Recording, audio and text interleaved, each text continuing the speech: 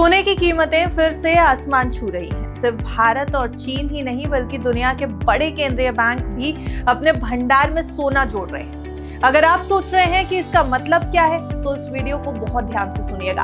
Hello and welcome, आप देख रहे हैं गुड रिटर्न्स। मैं हूं आपके साथ अर्णिमा द्विवेदी। भारत ने अक्टूबर 2025 तक अपने अमेरिकी ट्रेजरी बॉन्ड्स में निवेश को घटाकर 190 अरब डॉलर कर दिया, जबकि एक साल पहले ये 200 अरब डॉलर से ज्यादा था।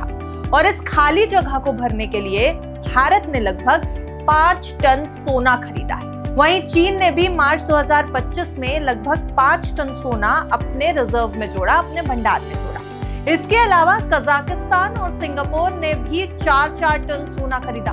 अब सोचिए, सिर्फ इन 4 देशों ने अकेले महीने भर में 18 टन से ज्यादा सोना जोड़ा है। ग्लोबल लेवल पर यह दिखा रहा है कि केंद्रीय बैंक अब सोने को सबसे सुरक्षित एसेट मान रहे हैं। जब दुनिया में आर्थिक और राजनीतिक अनिश्चितताएं यानी अनसर्टेनिटीज बढ़ जाती हैं तो निवेशक और बैंक सोने की तरफ भागते हैं। यही वजह है कि सोने की कीमतें लगातार बढ़ती जा रही हैं। सिर्फ केंद्रीय बैंकों तक सीमित नहीं है बल्कि निवेशक, फंड मैनेजर्स और बड़े फंड हाउसेस भी सोने को सुरक्षित ऑप्शन मान रहे हैं। पिछले कुछ क्वार्टर्स में सोने में निवेश में तेजी देखी गई और इसका मेजर कारण है बाजार की अनसर्टेनिटी और डॉलर की कमजोर स्थिति। इसका सीधा असर है। सोने के दाम रिकॉर्ड स्तरों के पास बने हुए हैं। एक्सपर्ट्स कह रहे हैं कि जब तक ग्लोबल अनसर्टेनिटी और इकोनॉमिक रिस्क कम नहीं हो जाते तब तक कीमतें ऊपर बनी रहेंगी। हमने जब ऑगमोंट गोल्ड के रिसर्च हेड रेनिशा चनानी से बात की तो देखिए उन्होंने इस पूरे सिनेरियो को कैसे समझाया है। रेनिशा जी, बहुत सारी रिपोर्ट्स हमारे सामने आ रही हैं जिसमें कहीं ना कहीं ये दावा किया जा रहा है कि सेंट्रल बैंक्स की बाइंग की वजह से सोना बहुत तेजी से राइज कर रहा है। चाइना का नाम आ रहा है, भारतीय रिजर्व बैंक का नाम भी आ रहा है। क्या इस तरीके की बाइंग जो सेंट्रल बैंक्स करते हैं उससे सच में असर पड़ता है? और अगर पड़ता है तो क्या ये सिनेरियो है जो गोल्ड प्राइसेस बहुत तेजी से बढ़ रहे हैं उसमें सेंट्रल बैंक का कितना हाथ है?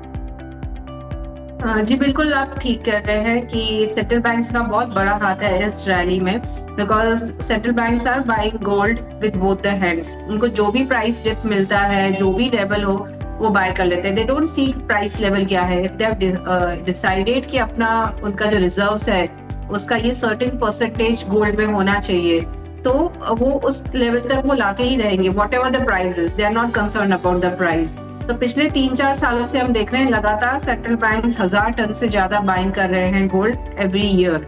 सो ये एक बहुत बड़ा फैक्टर है। और इमर्जिंग कंट्रीज तो सबसे ज्यादा, जब से हमने देखा 2022 में रशिया पे जो बैन लगा था, उनके काफी एसेट्स जो है वो सीज हो चुके थे, but there was only gold जिस पर सीज नहीं था। तो ये इमर्जिंग मार्केट्स ने सीख लिया है कि ग्रेजुअली आगे चल के कुछ भी हो जाए, कुछ भी कोई भी कंट्री टेक ओवर कर ले, बट हमारा गोल्ड कोई नहीं ले सकता। एंड जो डी-डॉलराइजेशन का ट्रेंड चल रहा है, that is also supporting a lot कि कोई और ऐसा एसेट क्लास नहीं है जो सेफ हो और जो लॉन्ग टर्म से चला रहा हो, जिसका इतना अच्छा परफॉर्मेंस हो। तो only asset class is gold. इसलिए हम देख रहे हैं सेंट्रल बैंक्स कंटिन्यूसली बाई कर रहे हैं, अपना सेफगार्ड कर रहे हैं अपने पोर्टफोलियो को। तो अगर सेंट्रल बैंक 20% अपना एवरेज पोर्टफोलियो का जो उनका रिजर्व्स है उसमें गोल्ड डाल रहे हैं, तो why should retail investor do that? तो इसलिए मैं एडवाइस करती हूँ कि एटलीस्ट 20% अपने पोर्टफोलियो का गोल्ड एंड सिल्वर में जरूर डालें।